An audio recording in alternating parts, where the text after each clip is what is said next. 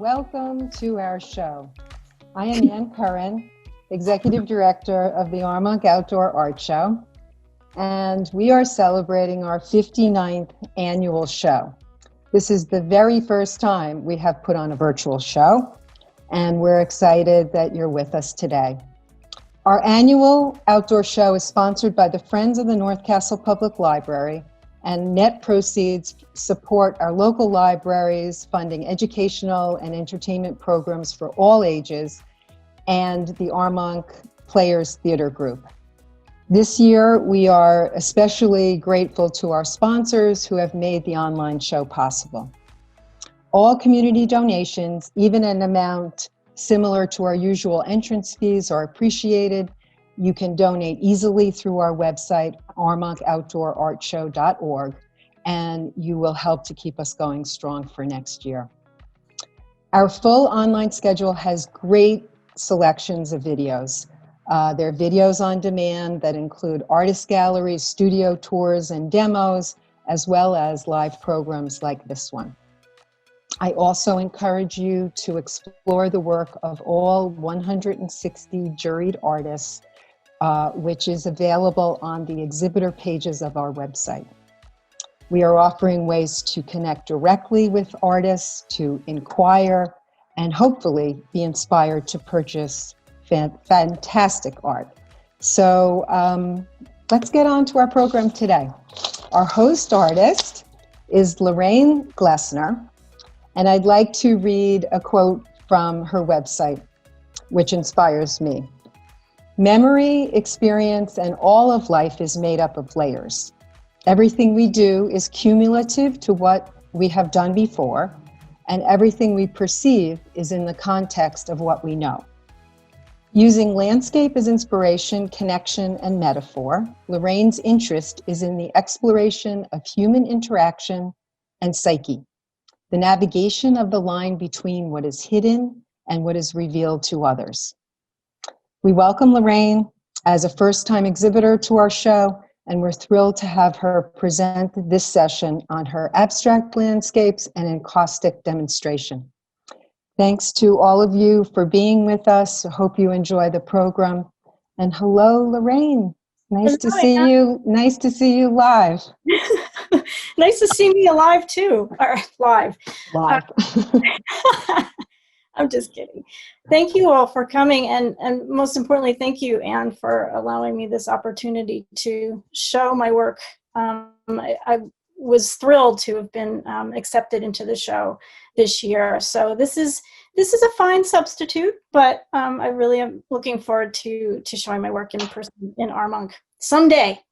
So thank you all for coming. I'm excited to do this.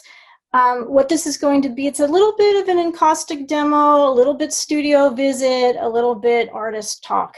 So those things are going to be intertwined. This is all very experimental, so some things might work and some things might not work. So, you know, we're just here. Add your questions as they come to you, please. Add them to the chat. I will be answering all of your questions at the end, so I don't get too distracted and don't distract people from what they came to see. So make sure they're there. I will answer as many as I can before the end of our talk here. If you are looking at gallery view, you probably are going to get the best view of this. I have 3 different cameras. There's me, of course. You'll always see me. You'll always see all 3 views. This is my demo area here, and then I have my palette area here. So if you're on gallery view, you can see all of those things at the same time. If you're on speaker view, you're only going to see me really big and then all the other things really small. So try that. Also, if you're in speaker view and you don't want to get out of speaker view, what you can do is pin where you'd like to view the most. So if you want to see me the most, hit the little thumbnail where I am and hit pin, and then you'll see me real big. If you want to see the palette most, hit that and you'll see that real big. If you want to see everything at once, just go to gallery view. You don't have to pin anything. Got that? That's just a little thing. Also like to mention that my website address and my Instagram is in the top of the chat. If you're ever interested in visiting, or you just came here for 5 minutes and you got to run, you can go to my website. It's got everything on it, my blog, my shop, other links to other platforms like Instagram and Facebook and things like that. Also has a link to sign up for my mailing list. If you're interested in a workshop, that's where you need to be, because that's how you're going to find out about the latest ones and what's going on in them, and registration links. So what else are we? Okay, so let's start. So encaustic, what it is, I'm going to start very basic. It's a mix of beeswax, which looks like this, and beeswax is really kind of sticky. So in order to kind of make it more workable and not as sticky, Damar resin is added to it. That's what this is. It's a crystal. It's actually a sap that comes from a tree in the East, I believe it's the East Indies. It's not resin that's become so popular. It's not polymer resin. It's a sap. So it's a natural material. And what the sap does is it hardens the beeswax. It makes it more workable, raises the temperature of it, hardens it a little bit, and makes it such that you can buff it when it is finished painting. With regular beeswax, you wouldn't be able to do that. It would be too sticky and it would collect dust, and you just have a big dust collector in your house that you spent lots of money on and couldn't look at anymore. When these two things are mixed, together, they make what's called encaustic medium. And that is what this looks like. It comes in many forms, medium. On my palette, you'll see it here. It's just basically clear. Medium is the carrier for pigment. So it's like the oil and oil paint, I always say, or the water and watercolor. It is the carrier for the pigment. So when you have this and you mix dry pigment to it, you get encaustic paint. And that's what this looks like. It basically looks like a brick, a little tiny brick of wax, of colored wax. It comes in many colors. A lot of people make their paint. I don't make my paint. I prefer to paint and not spend my time making paint. There are people who do that much better than I would be able to do it. So I rely on them, and I purchase my paint. So you'll see a whole bunch of color. I wonder if you can see, yeah, you can see some things over here. You can see some paint over here on the palette area. So it comes in many forms, many different colors. I prefer to mix my colors regardless of what I receive. So, and we'll talk about that in a second. So let's go back to some things here. So the palette is a pancake griddle, basically. You can buy fancy palettes from R&F Paints. They make a really nice palette that I have an example of, but I'm actually using this because it's a little bit bigger than the palette I have. So you can buy a regular pancake griddle. You can see my brushes on here. They must always be kept warm. Everything must be kept warm. Your surface that you're painting on must be kept warm while you're painting. That's the best way that things will flow easier and less texture will develop and things like that. You can always find. I'm sorry, I'm getting distracted by the chat. I'm not looking at the chat. So yeah, so everything must be kept warm, and we have plenty of tools too to keep things warm. Irons. I love this little iron. Heat guns. I have another little iron. And torches. You'll see that. That's a butane torch, amongst other things. So these are the tools that I use very frequently. So they're right there. Other people use many different kinds of irons and things like that. So why do I work in encaustic? People ask me that. They also ask me how long I've been working in encaustic. So I've been working in encaustic for 20 years almost. I'm a year behind. I started working on it in grad school. How I came to work on it, it was a suggestion from one of my esteemed and beautiful professors who happens to be here. I'm not going to mention her name to keep her anonymous, but she knows who she is. She's a lovely lady who she told me to work in. It suggested working in encaustic, and I had no idea what it was. I went online, and at that time, this is 2001. So at that time, there were no contemporary books had been written about encaustic. what was online in 2001 was a little bit, I don't know if anyone remembers that, but it was kind of, primitive. Not much was on there. So I kind of muddled through working in Encaustic, and I think it was good. It was a good way to do things. And I think with any medium, it's a good way to do things if you have the time to muddle through, because you end up making discoveries. You do things wrong, and you end up making discoveries through that of who you are as an artist and of the medium itself. So that's kind of what I did for 2 years in graduate school, is muddle through and do things very wrong. But because of that, I have a very unique style. My work looks unique to others who are working in the same medium. I work with different materials that no one works with. I'm very experimental in that way. I always say, what if? Instead of, oh, I can't do that. So I always say, what if I did that? What would happen? I mean, short of anything exploding, what would happen? So that's pretty much my take on it. And I do suggest, however, taking a workshop in Encaustic, because you'll get through some of the things that I learned in 2 years, you'll learn in 2 days. So, give or take. So why do you want to work in Encaustic? Because it's extremely versatile. That's what I love about it. You can work sculpturally, you can work 2D, you can work on paper and make monoprints, and I'll be showing those a little bit later. You can work, you can use it as a stiffener for paper and fabric. You don't even need to get involved in color at all. You can just use medium as a stiffener and as something that you can work with it as a collage adhesive, just the wax itself. So these are things that it does. It also is extremely beautiful. There's a luminosity to it and a translucency to it that enables you to look through it. And there's no other medium, painting medium, that does that. So talking about the core idea of my work, the core idea behind my work is making connections between the earth and the body through marks and patterns. And that's basically the point of departure in my work. And one of the first things I do before I paint, I always work on wood. It's suggested that you always work on something that is rigid with encaustic. You don't want it to sort of bend or settle like a canvas would. If a stretched canvas starts to sag, then your encaustic painting is going to crack. So something rigid like wood is highly recommended, or a panel, something like that.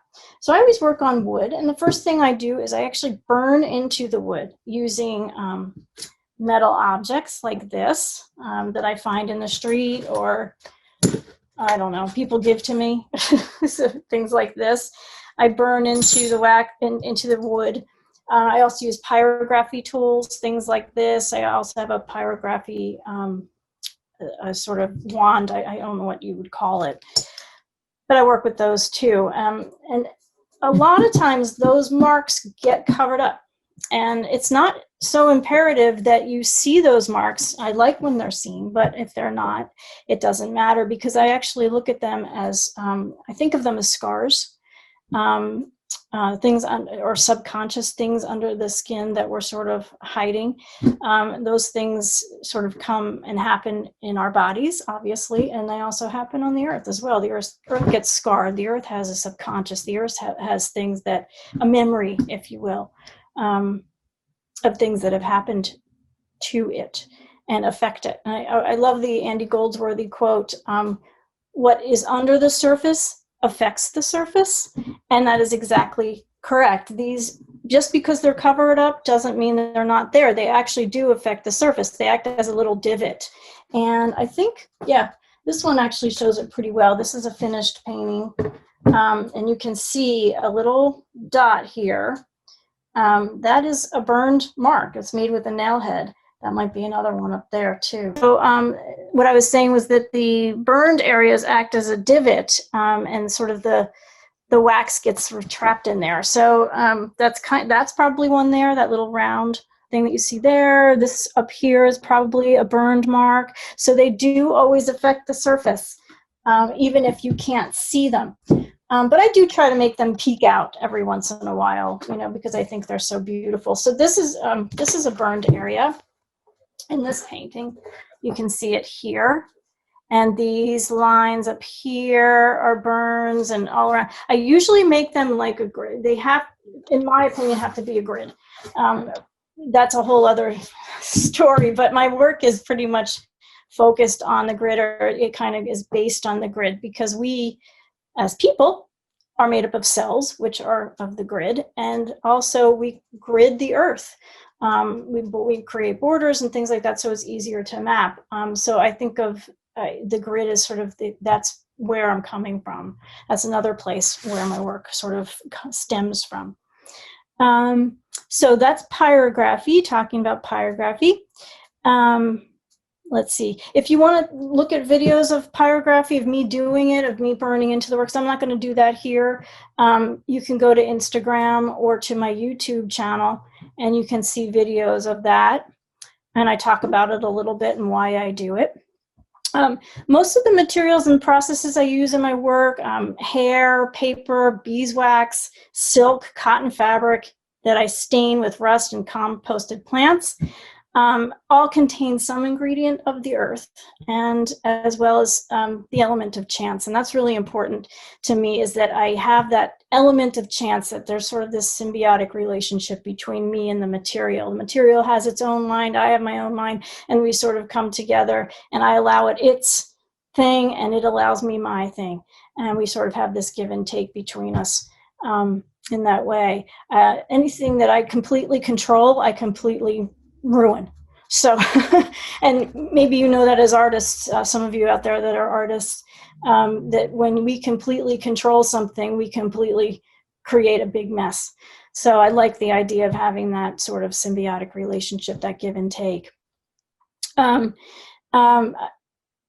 So yeah, I think of all the layers and the things in my work, all the materials in my work, because I'm working in encaustic in layers, and that's how it's applied. I'm going to show that to you real quick. I think of those layers as skin, cells, layers that make up the earth and the atmosphere, and how all of that layering relates to time and memory and perception. So I guess if you can't see my demo area, I'm just going to kind of wing it. So I'm going to mix the paint right on the palette, and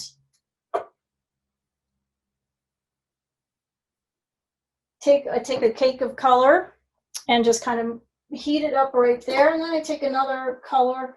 I always have the tendency to make poop colors. I don't know why, but in demonstrations I always tend to do that. So I'm gonna, go with the flow and just do the same thing I always do and make horrible colors.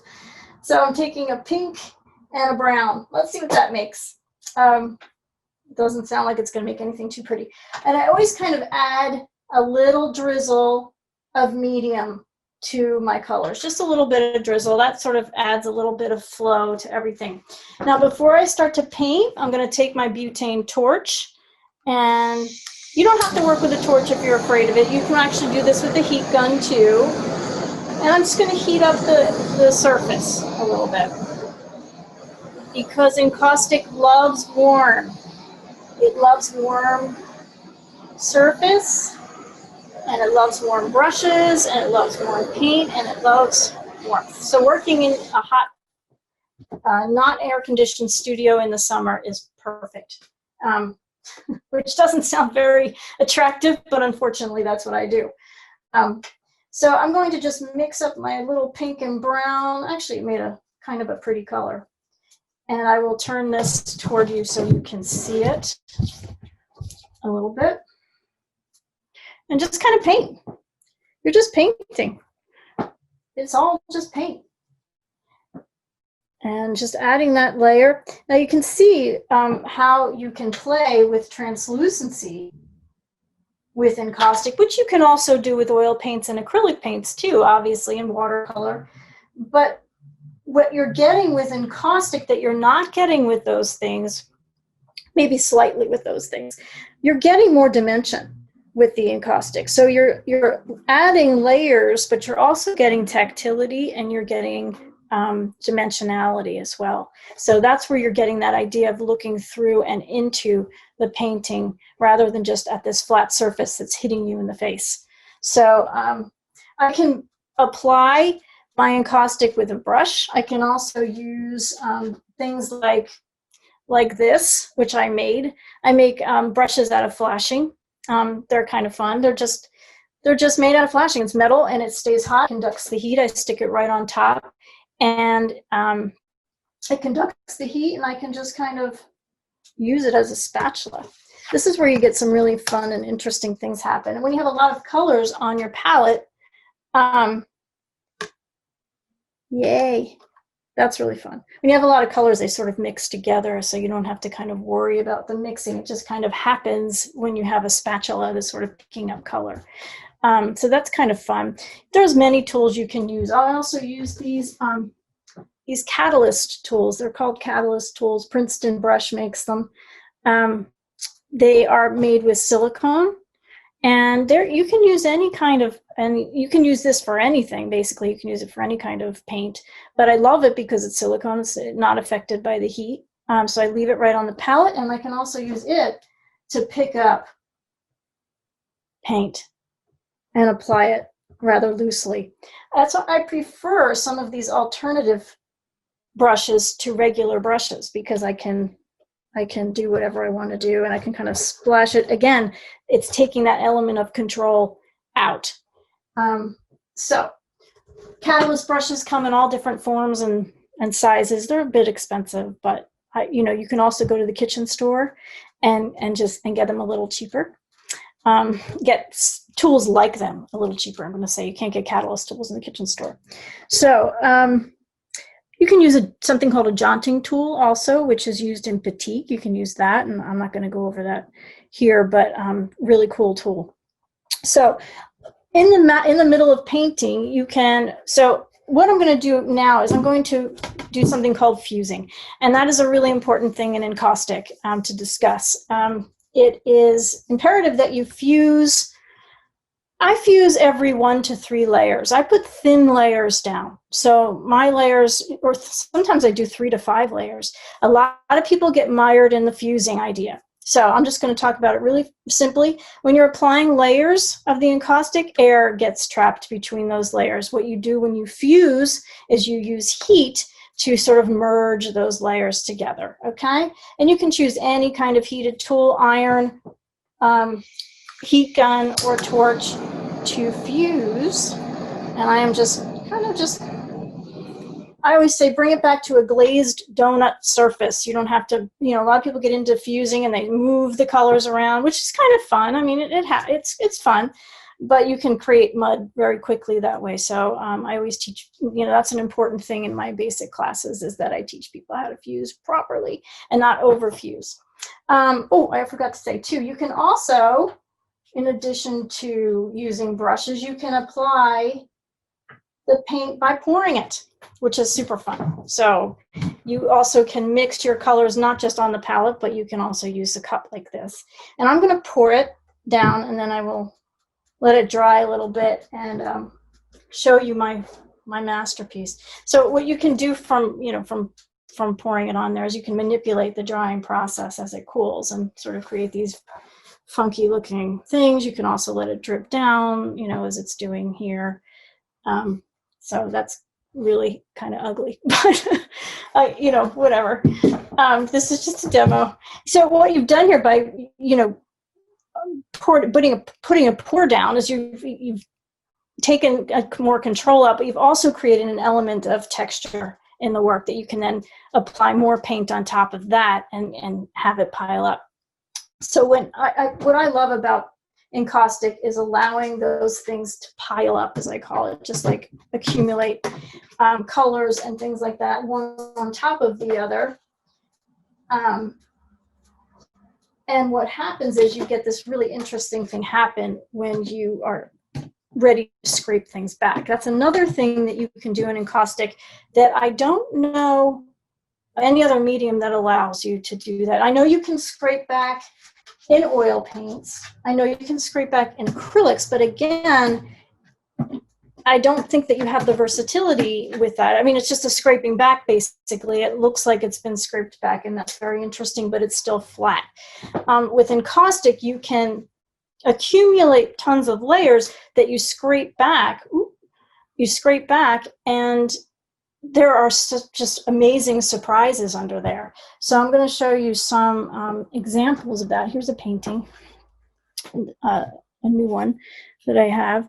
And you can see some interesting things that happened here. You have drips and things that you scrape back. You can also keep your scrapings and melt them down, which is really economical. It's also really great when you have these fun things to put into the work. So I have these really interesting scrapings that when they are put into the work and scraped back, they look like that. They look like little ribbons.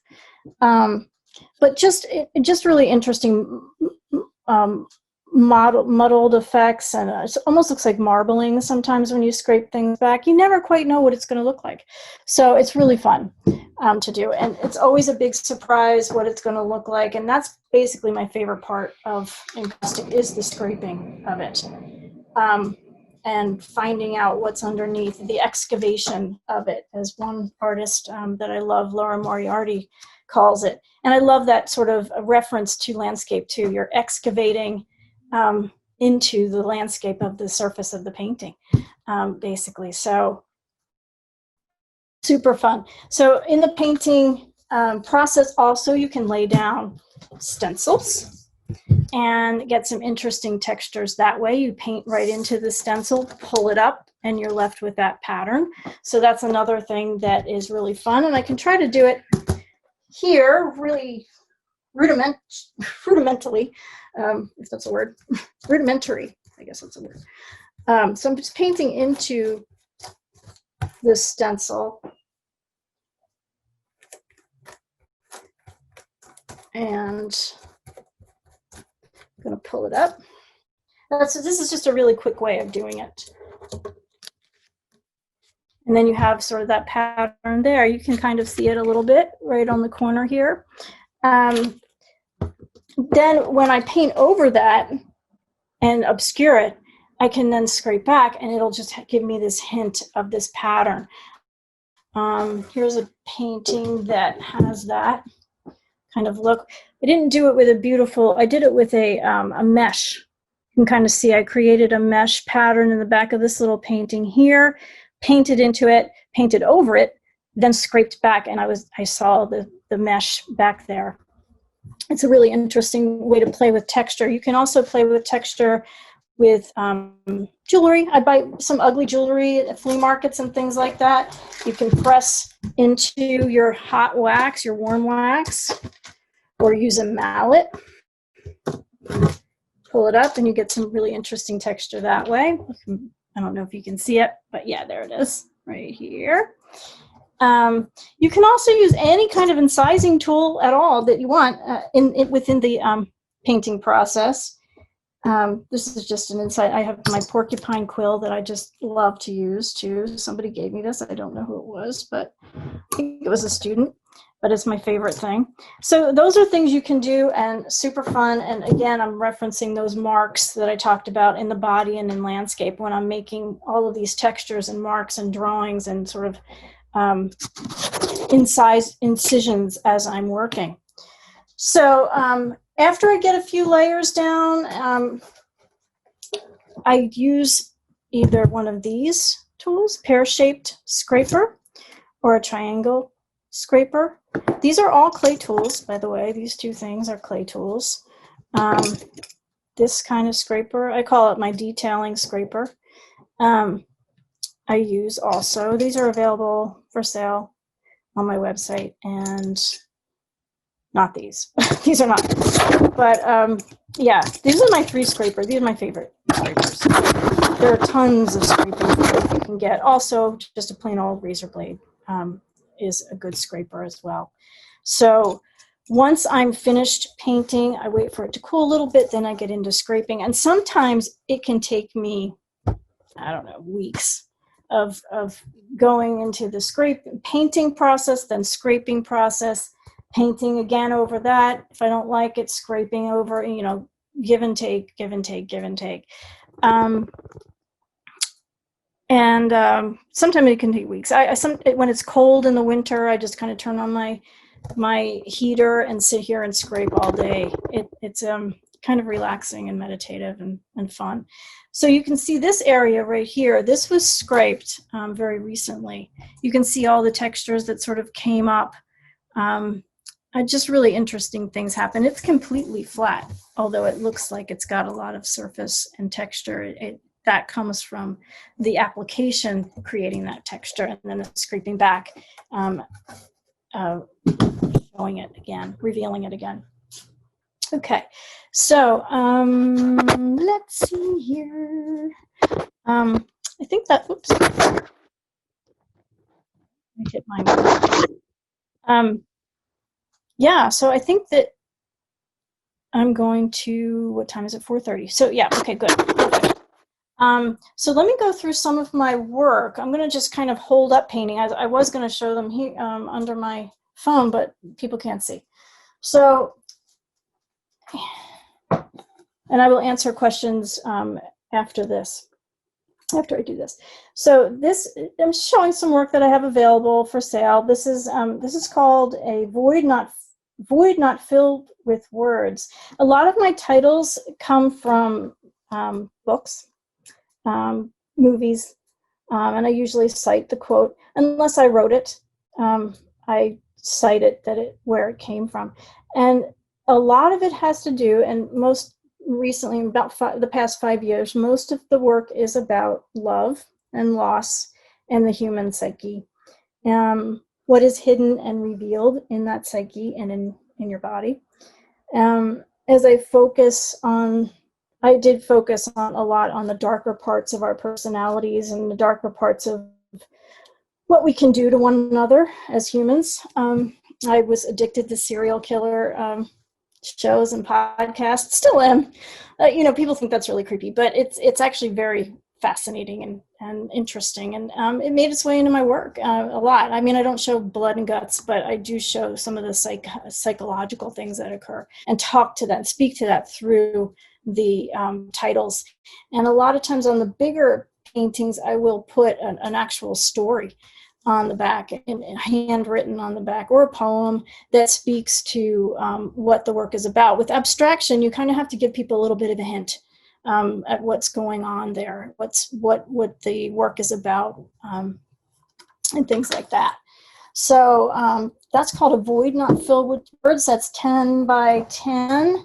10 by 10s are 350. This one is called Discrete Disorienting Passions. And there's a wonderful poem that I got online. Her passions burn bright, her fire catches me, igniting my soul, aroused by lust violently, her flames engulfing me, consuming my mind, body held in captivity, submitting mentally, enchanted by her majesty. Isn't that wonderful? I love it. So there's that, also 10 by 10. Let me see these. Oh, I want to talk about these for a second. These are called little itty bitty pretties, and they are 2 by 3 inch paintings, and it's a series that I started a couple years ago. One painting, they're all original paintings. They're not magnets, although they're the size of magnets. They hang on a little sawtooth back here. They're hand titled and signed on the back also. So I just love it, and people love them. They buy them for gifts. They buy them for you can hang, or you can just put it on a shelf. A lot of people do that. They just lean it on a bookshelf. They're $35 or 2 for $60. I sell a lot of them at Christmas time. People buy them for their co-workers and things like that. Oh, I forgot to talk about collage. I'm going to do that in a second. Yeah, why don't I do that now? So let's skip back a little bit. So just talking about the collage, it's really important to me. Talking about what's hidden and revealed and things like that. The collage that I add in to the work is sort of camouflaged in there. And the reason is that when you are speaking to somebody who has those sort of darker parts to them, usually those people are very charming. And they sort of obscure, it's like smoke and mirrors. I'm so charming and wonderful and beautiful, but really I hate you and I want to do something mean to you. That's kind of like that. So what I do is I obscure the collage within the painting. So it's almost camouflaged, and you really kind of have to look to find it. And a lot of times the collage that I use is not pretty. It's a snake, or it's a lizard, or it's some type of insect. So it's not a thing that people want to see necessarily. While, you know, I do use a lot of flowers and pretty things in my work, those are the things you see very overtly. Those are the things that people want you to see about them, but they don't want you to see the things that they don't want you to see. pretty bluntly. So just people always want me to show collage, so I'm going to do it. I'm just going to put it down. This is a little warm surface, basically a flat surface. I'm going to add a thin layer of medium to it. Very thin. Okay, this is why it helps to work flat. And then I fuse it with my iron. Okay, and I use this little iron. I've been using this since grad school. I've never stopped. People used to laugh at me, but now they buy them because it's funny. But yeah, actually it's a piecing iron used in quilting. And I was a textile person, major in grad school, and that's why I just had it sitting around. I was making quilts. So I said, okay, I'll use this little iron for encaustic, and I've been stuck with it. Some people hate it in my classes, some people love it. And I just kind of fuse the collage using the little iron, and there we have it. Now you can put something on top of that collage, or just leave it as is. I also use this iron too. This one's called the Clover Mini Iron, and this one is called the Dritz Petite Press. Both of them are on my Amazon account, and you can get that link, the Amazon store that I have from my website, and all the things I talk about here are for sale there. Okay, back to paintings, yay. This one is called Why Is It We Only Feel Compelled to Chase the Ones Who Run Away? Huh, girls? Why? Why is that? So this one, I love this painting, and I love its title. This one's new. These are all paintings that I'm showing you are not on my website. These are new and have not yet been posted. So you're seeing things that are new and only for you. Regret is an essential component of happiness. Oh, no, is it? I don't know. This is one of my favorites of the new ones. It's called Pictures of Lily, a wonderful Who song. Pictures of Lily. This one's also one of my favorites. I don't know why it hasn't got much attention. I posted it on Instagram. Where flowers bloom, so does hope. Lady Bird Johnson said that. Lovely lady. So getting to some of the bigger ones, and those are all 6x6s. They're 150.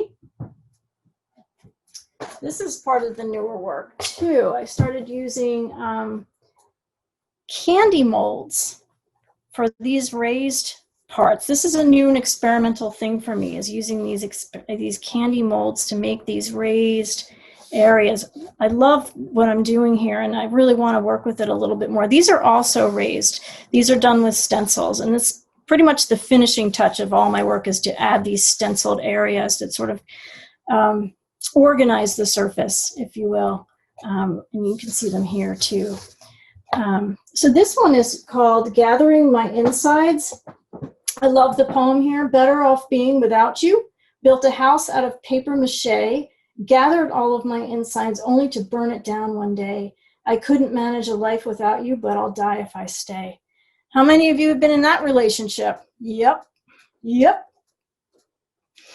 We all have. 16 by 16, and that is 650.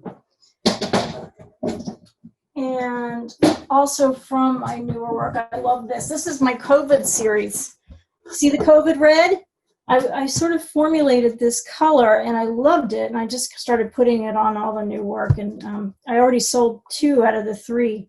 People must love the COVID red. I don't know. Here's more raised areas done with candy molds. It's called In the Shape of an Hour. That's what the piece is called, In the Shape of an Hour. And you can see some of the things that I worked with here. If you look real close, you can see there's ants crawling all over it. See those ants in there? But you have to look close because they're in the pattern of the ornament back there. So they don't look like that, but they don't look scary, but they actually are. There's also horsehair in there. That's what I was talking about. Some of the things that I use that no one else does. I use my own hair and I use horsehair. It's very difficult to actually draw in encaustic. There are things that you can do that sort of mimic drawing, but hair was the closest thing I could find that actually looked like and acted like a pencil, like a flowing kind of line. I also put some thread, some silk thread in there too, that I had. And that is 18 by 18, that is 750. This one is 16 by 20 and 750 also. This one, this is a crazy one. I experimented a lot with this one. This one has some embroidery in it. I actually embroidered onto something called Solvi, which is a dissolving embroidery stabilizer. Yeah, take a workshop. I'll tell you all about it in there. It's just too much time. But yeah, it's really interesting stuff. And I actually put the embroidery in there. You can see all the burn marks too, a lot of burn marks in the background, all those big circles. I also have some dried hydrangea petals that I've been keeping forever and started working. I did this one during COVID too. COVID's been a great thing for artists, I think. You know, in the beginning it was. Now it's starting to get a little hairy for us, but no pun intended. But it allowed me the time to experiment with the things that I really wanted to do. And this was one of them, is sort of figure out how I wanted to use some of these petals in the work. And using them, I've sort of obscured them a little bit. You can kind of see them in there. They're not overtly screaming at you, I'm a petal. It's just the texture, but they're petals, and then I covered over them with white, scraped them back so that you sort of get that sort of quiet hint. This one's called Wasted Time. And it's, I regret the end, the way we couldn't leave each other without wounds, the way it seemed as if all the love we shared was wasted time. How many of you have been in that relationship? We can go on and on, all different kinds. But that's basically, that's 16 by 20, and that one is 750 also. So those actually, the larger ones I showed, they are on my website. Some of the smaller ones that I said are not on my website. So it's 4:45. We have about 15 minutes for questions. So get them up. Get them up there. Let me go through the chat and let's see. All right. So gallery view. Do I do something at the end to preserve the surface? No, you don't have to do anything to encaustic. Encaustic is light fast, and it does not fade like most paints do fade over time. Encaustic does not. It will keep its saturated color. You don't have to. It will never yellow either, like a lot of paints will. So, but there is, you can't put it in direct sunlight. Obviously, in the summer, in direct sunlight, a wall that has sun beaming on it for 14 hours of the day is going to get pretty hot. So the encaustic will get. A lot of people are worried about melting. Encaustic will start to get sticky at about 150 degrees. It will start to melt, get tacky enough to melt at about 175 and then completely melt at 200. So I always tell people, if your encaustic paintings are melting, there's much more in your house. You need to worry about a lot more than just your encaustic paintings, because your house is on fire or there's some kind of disaster that's occurring. So you don't want to hang any artwork in direct sunlight, and that goes for encaustic too, but you don't have to protect the surface. And I really advise against adding. There are some things you can get that say they protect the surface of encaustic. I would advise not putting them on there. They actually make the surface look glossy and I think quite ugly. It takes away from the beauty of the encaustic. So, and it's really not necessary for it to be there. The encaustic is itself a great thing. So, what kind of pigment am I using? I use R&F paints. most of the time. There's also a great company called Encausticos, sold out of the, what store is that in New York? I can't remember right now, but Encausticos is the name of the company that I love. Hilla Evans, also Evans Encaustic, love her stuff too. So all those three I use a lot. Mostly RNF paints is what I use. Do you have to do something? Does an abstract painter have a preconceived idea about the painting prior to painting, or does it just develop as she adds color? I like how you speak, how you wrote that. No, I don't have a preconceived idea. I usually work with, depending on the size, about 10 to 20 panels at once, and I kind of paint over all of them at the same time. I do kind of have a map or a cartoon, if you will, of what I'm trying to follow, and I create those maps on in Photoshop and in Procreate digitally. I take photographs of landscape, I take photographs of things, and I merge them together, then I draw on top of them, then I print it out and hang up a few versions of those digital paintings and use those for color and use those as maps. But none of the paintings ever end up looking like what I've used as a map. So just basically that's, no, I don't have an idea at all. I just paint, basically put it down and then scrape, and then it starts to sort of tell me what it wants to be through the scraping process. Is what kind of color pigment? I answered that. Do you start with an idea? Okay, just talked about that. How can you make a purchase? You can go to my website and you can purchase the small paintings, anything 8 by 8 or below. Also monoprints and things like that. You can purchase directly from the shop, from my website. The larger ones, I will let you know about shipping and give you a total. Just let me know what you'd like, and I just send it back to you, and you pay me by PayPal or Venmo. How do you get the black lines in the background with the piece with the red poppies? That's a lot of words. How do you get the black lines in the background? That was done. Yeah, some of the black lines, I think what you're talking about is in here. That is done with graphite paper, and I traced an ornamental stencil like this with graphite paper under it. So that's how I got that. If you're talking about, and then I went over those black lines with hair, pieces of my hair to enhance them, and also within there are the ants. And those are done with image transfer, in an image transfer process. So there's lots of things going on there to get those black lines. Is it hard on your skin, or do you have any, or does have any time? Yes, there is safety precautions. I didn't talk about safety because a lot of times people find that really boring, but you can see, it's not on right now, but you can see my air exhaust right here. This is called a Ventafume.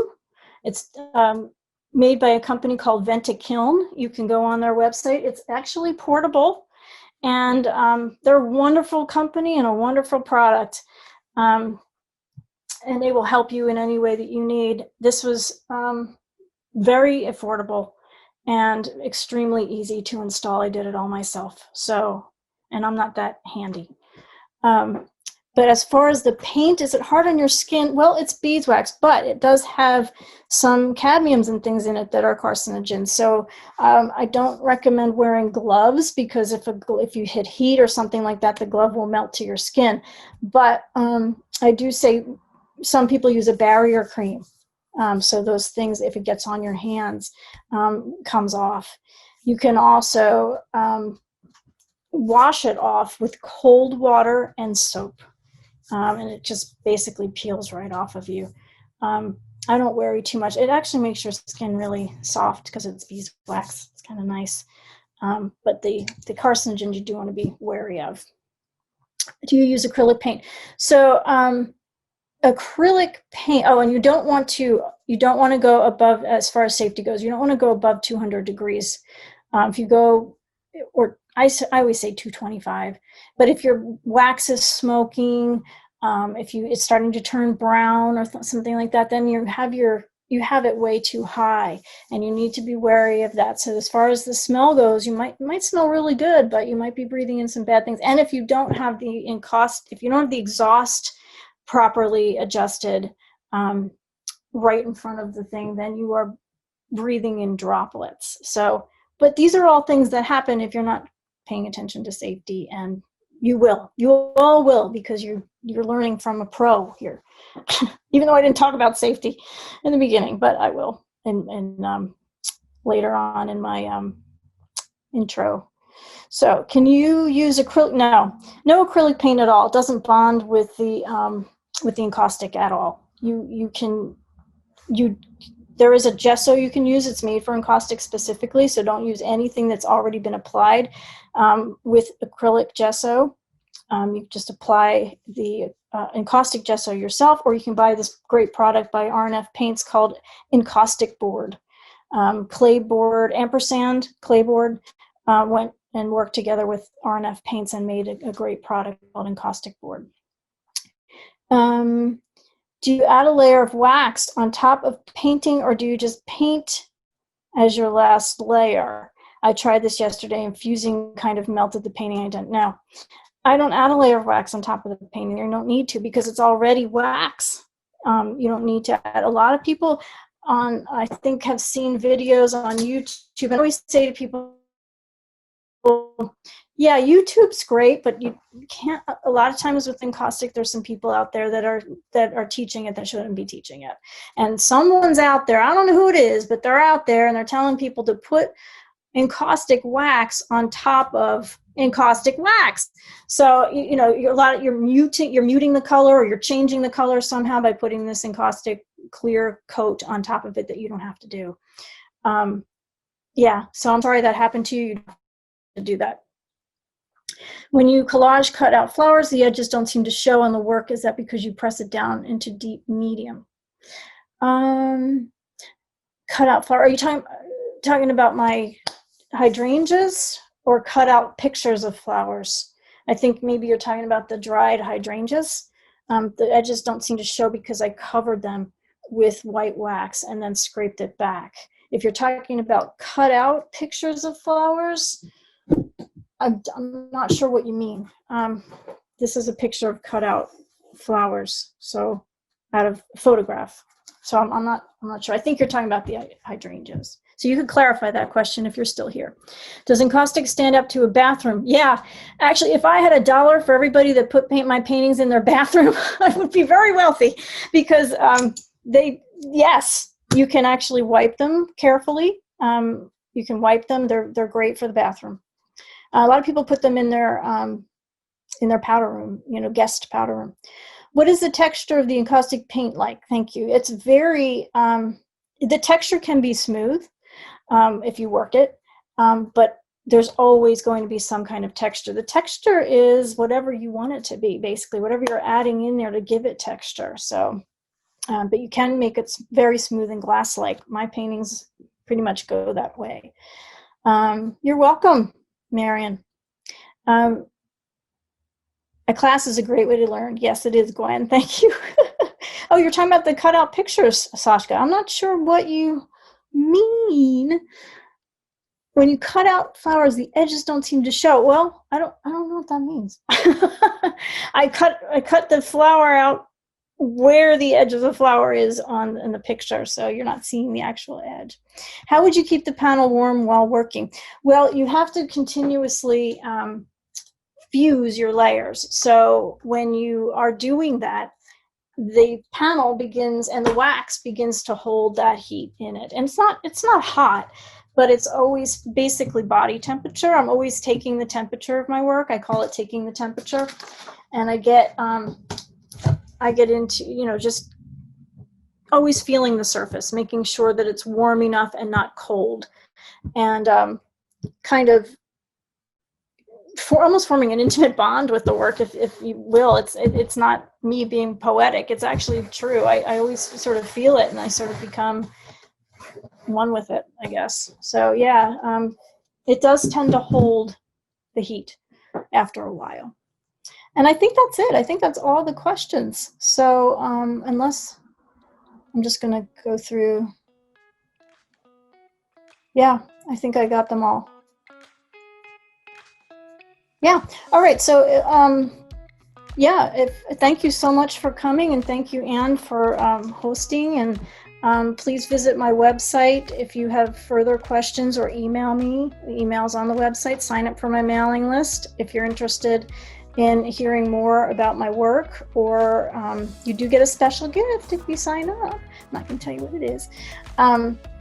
And you can, yeah, so visit the website, visit my blog, visit my Instagram, visit me on Facebook, visit me on Pinterest. I'm everywhere.